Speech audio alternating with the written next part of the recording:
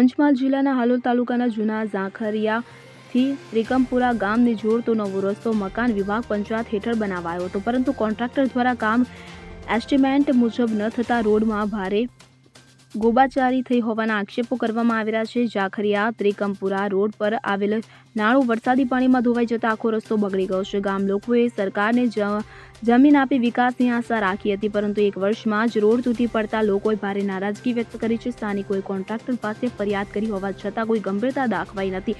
હાલ ઝાંખરિયાથી ત્રિકમપુરા તરફ અવરજવર મુશ્કેલ બની ગઈ છે।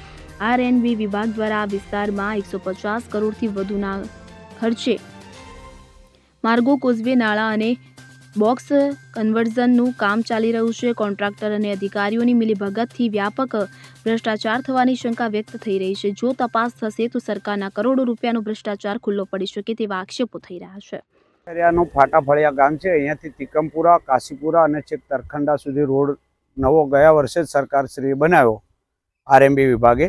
એ રોડ બનાવ્યા પછી 3 મહિનાની અંદર જ રોડ બેસી ગયો હતો। એના વિડીયો તેમજ ફોટા મેં કોન્ટ્રાક્ટરશ્રીને અપલોડ કર્યા, છતાં એણે કીધું કે હું જોડાઈ લઉં છું।